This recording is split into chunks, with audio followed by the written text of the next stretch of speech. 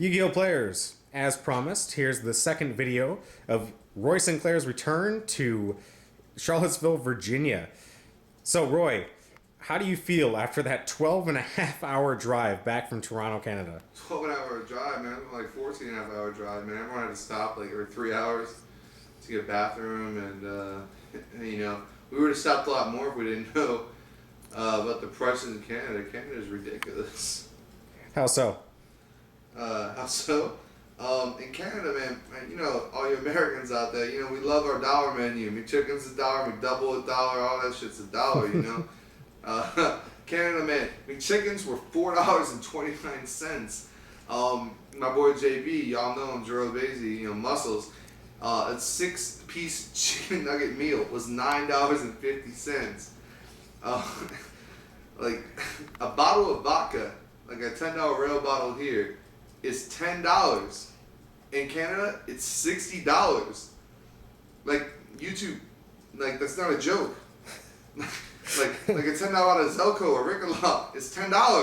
It's $60 there because apparently it pays for their healthcare or whatever. Like, oh yeah, we'll pay for your healthcare. Okay, so we're gonna go out there and like $60, buy a bottle of vodka because it's gonna pay for your healthcare. Okay, pay for my healthcare and then fuck up my liver. Yeah, good plan. But yeah, out there it was fucking ridiculous. Like we were at the Taco Bell, KFC, and it was like your 2-piece meal here in America. It's like $3.99, right, guys? You know, all you guys live here. 2-piece meal with fries out there, no drink included, $9.50. Drink included, $3.50. Was $12. It was ridiculous. Like, fuck Canada. Let's go somewhere else, or just stay here. That's my plan.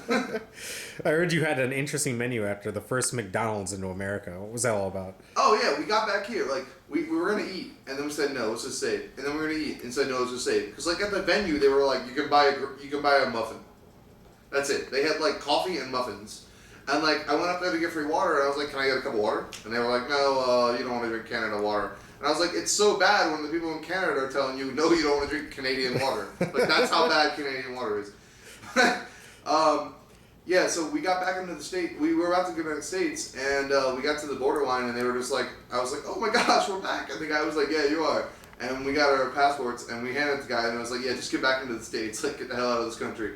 And we drove for like 10 minutes. We saw McDonald's. We raised our hands. We're like, oh my gosh. And we got there, and we got McChickens for $1 a piece.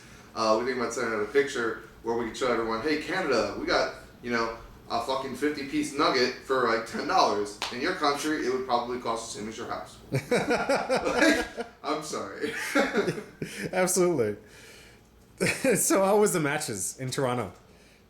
The matches all in all, I mean, I played 3 quick draws, 3 GBs, 2 quick draws actually, 3 GBs, 2 flame bills, and a Machina deck. And Machina ran 3 system downs. Quick draw can't beat Sabres if Sabres are running full helm knight. I ran a 4th full helm knight if you include Rhoda. And GBs in general, most people players are bad, so I didn't really play a decent player with GBs. But in general, a good Saber player will always be a good GB player, just because the deck gets more advantage. And people think Emmer's Blade is actually bad against GB, because recruiters in general bad against GB. But Emmer's Blade actually set up into a Dark Soul or into a full helm, which is actually like a negating play. Sabres should never lose to GBs, and if you have the right side, Sabres is pretty much the most dominant deck in the meta right now and the best deck. People just didn't see that. You know, when you were driving home, you mentioned a certain card that would work great against GBs. Something you could discard. You want to talk about that card? Yeah, Effect Failure. The card was broken. A lot of people ran it. They should have slided it. Against GBs in general, if you have a deck that can plus, like Sabres, or, well, I guess GBs are around. Even Lightstorm is actually broken right now, but you have to keep your hand on, 3 of these bad boys, 3 pot dualities, otherwise don't run it in general, or machines, don't run it without these cards, guys. I know they're sexy and shiny, but don't run it without it. But Effect Failure is broken against GBs. It shuts them the hell down. They do it with all their plays. You know, I don't think you're aware of this, but I was reading up on the internet, and Lazaro was already talking trash about his victory over you, or whatever. I heard some bullshit. Right? It was like, oh my gosh, I've done this. It's like, oh really? You know, you won Toronto. You won Canadian Nats. That's good, right? Oh my gosh, I won Toronto. You know, the jump was decent. Oh my gosh, I won Canadian Nats. What was that, like 190 people? Oh wait, you went to Worlds? I'm sorry, I'm not trying to rag on you, but what'd you get? Like 20th? I mean, like I've topped. You know, you haven't topped 2 nets. I have. You haven't. You know, I'm the only person out there topping 2 Worlds. Yeah, and all my a million tops and jumps. Yeah, like all your events that you top in Canada. I tell you what, for every 10 events that you top in Canada, you can count it as one of America's regionals. You know, good Very luck true. out there. You know, you draw the nuts. You know, I'm not trying to be too much of a dick to you, but I mean, you know, good job making it to the top 8 of your Toronto jump, considering the fact that they just gave it to you by DQing someone because they had marked sleeves. Did you pay someone off? You know, good The job. world will never know. I guess we'll never know, but I mean, Absolutely. So you kind of sour that you called tails when heads was flipped up in that coin flip of a match? no, actually, it's not really down to the whole who goes first thing. It's more down to, like, I guess who pays off the judges to get free wins. No, I'm joking. But who just draws better? The Saber Mirror match is really just who draws better. I don't mean to sound bitter, you know. Mazzara, you played your game well. You drew better, but you did play your game well. You know, I'm not going to be an asshole about that. You really did. You played all your cards right.